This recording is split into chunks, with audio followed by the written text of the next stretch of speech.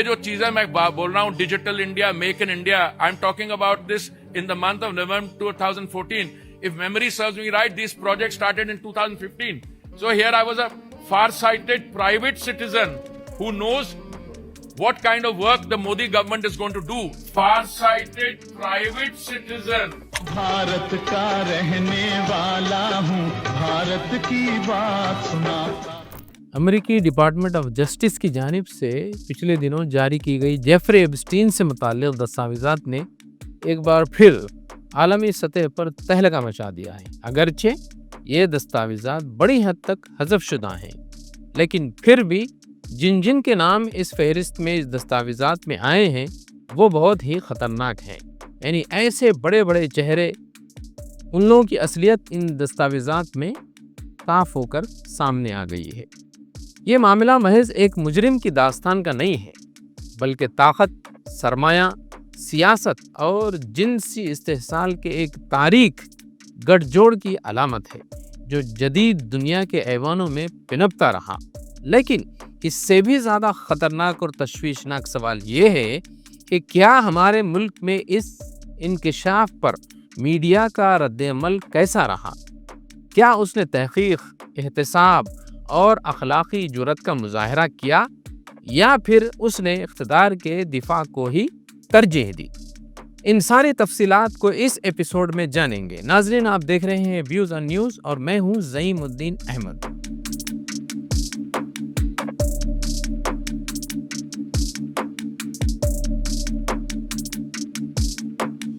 Jeffrey Epstein को पहली बार 2008 में कम उम्र लड़कियों के जिनसी इस्तेहसाल के जुर्म में सजा सुनाई गई थी। इसने फ्लोरिडा में 13 माह कैद भी काटी। इसकी कैद भी इंसाफ पर एक भद्दा मजाक था, एक ऐसी सजा जिसे कई कानूनी माहिरीन ने गैर मामूली अमल कहते हुए इसे इंसाफ का कत्ल करार दिया। 2019 में विफाकी सतह पर संगीन इल्जामात के तहत इसे दोबारा गिरफ्तार कर लिया गया, मगर मुकदमा मुकम्मल होने से पहले वो न्यूयॉर्क की जेल में पुरस्रार हालात में मुर्दा पाया गया। इसके साथ ही ग्लेन मैक्सवेल भी इसके जराइम में शरीक पाई गई। बच्चों की स्मगलिंग और जिनसी इस्तेहसाल में मुआवनत यानी असिस्टेंस के जुर्म में इसे सजा सुनाई गई है। ये सारे अदालती हक़ायक़ इस बात की तरदीद करते हैं कि ये मामला महज समाजी ताल्लुकात या गलत फहमियों का मामला था। एप्स्टीन के ताल्लुकात दुनिया के बासर तरीन अफराद से रहे हैं। बरतानिया के शहजादे प्रिंस एंड्रयू का नाम इस स्कैंडल में नुमाया रहा, जिसके नतीजे में इन्हें अवामी जिंदगी से दस्तबरदार होना भी पड़ा। इसी तरह कई आलमी सियासतदानों, बिल क्लिंटन से लेकर बहुत सारे सनतकारों और मालियाती शख्सियात के नाम मुख्तलिफ अदालती दस्तावेजात और मुकदमात में सामने आए हैं। ये हकीकत बरसों से ज़ेर बहस रही कि एप्स्टीन सिर्फ एक मुजरिम नहीं बल्कि एक पावर ब्रोकर के तौर पर भी काम करता था। मगर अहम नुक्ता ये है कि इसकी ताकत और इसके जराइम एक दूसरे से जुदा नहीं थे, वो एक साथ थे।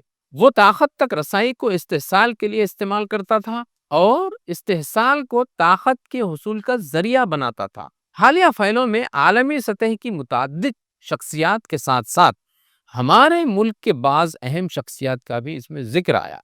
इनमें वज़ीर आज़म नरेंद्र मोदी और सनतकार अनिल अंबानी के नाम आलमी रिपोर्टिंग में ज़ेर बहस आए हैं।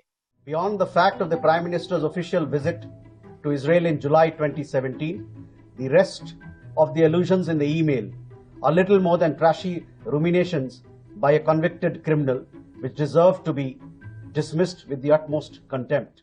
वाज़ेह रहे कि किसी नाम का दस्तावेज़ात में जिक्र होना बज़ाते खुद जुर्म तो साबित नहीं करता, मगर जमहूरी मुआशरे में सवाल उठाना और वजाहत तलब करना सहाफत का बुनियादी हक और फरीज़ा है। What was Anil Ambani doing in those Epstein files, claiming that he was working on behalf of the Delhi leadership, trying to fix up appointments? These are hard facts, and these are authenticated to the extent that there is documentation, the DOJ report and the SEC summons to Mr. Adani. Why is the government silent on these 2 points? Please give me a direct answer. I won't interrupt you. Rajdeep Sardesai ji, a very seasoned journalist, Vinamrata se now listen. Shame on you, Indira Gandhi. M.O. Mathai in his book Reminiscences of the Nehru age has written, I ended my 12-year relationship with Indira Gandhi when I saw her behind the curtain with another man. That man was Dhirendra Brahmachari. Shame What on is this? Pandit Nehru. Edwina What is this and got to Nehru. do? इसी तनाजुर में मरकजी वजीर हरदीप सिंह पुरी की media पर गुफ्तगू ने मजीद सवालात को जन्म दिया है।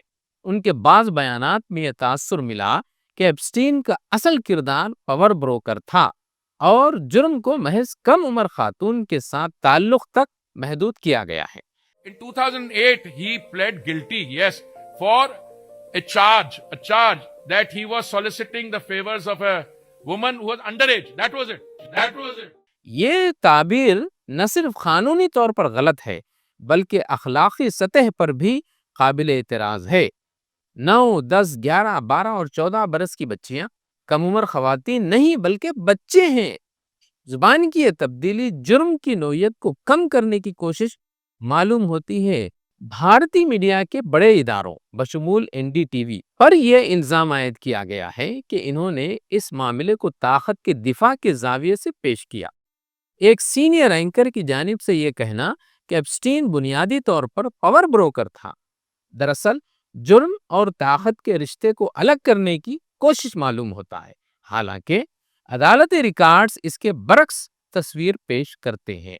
Jeffrey Epstein was convicted of major crimes like pedophilia, of rape, raping underage girls, all of that. But the fact also is that he had a separate life. Professionally, he was a power broker. But the fact also is सहाफत का तकाजा ये था कि दस्तावेजात का बारीक बीनी से मुताल्ला किया जाता, मुताल्लिका शख्सियात से शफाफ वजाहत तलब की जाती और बच्चों के तहफ़्फ़ुज़ के सवाल को मरकजी हैसियत दी जाती। मगर बहस का ज़्यादातर हिस्सा सियासी इल्ज़ाम तराशी तक ही महदूद रहा।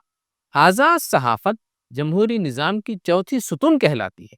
जब भी ताकतवर हलकों के खिलाफ संगीन इल्ज़ामात सामने आए, मीडिया का फ़र्ज़ है कि वो सवाल उठाए, ना कि दिफाई बयानियाँ तश्कील दे। उनका दिफा नहीं करना है। एप्स्टीन केस में दुनिया भर के कई ममालिक में पार्लियामेंटी सवालात उठे हैं, अदालती तहक़ीक़ात और अवामी बहस हो रहे हैं, अब भी हो रही है, लेकिन हमारे मुल्क में ये बहस महदूद और यकरुखी नज़र आती है।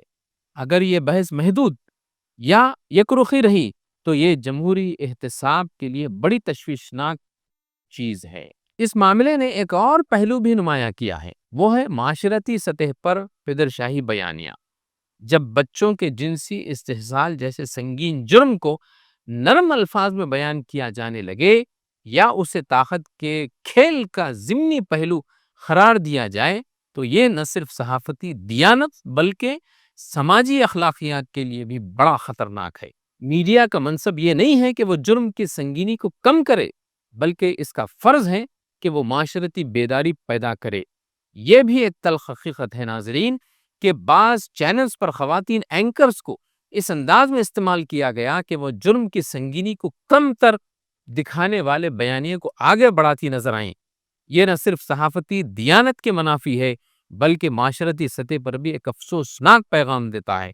बच्चों के जिनसी इस्तेहसाल जैसे संगीन जुर्म पर किसी भी किस्म की तावील या तौजीह दरअसल समाजी शऊर के ज़वाल की अलामत है। he writes back saying, I was writing you amazing, I spoke to read.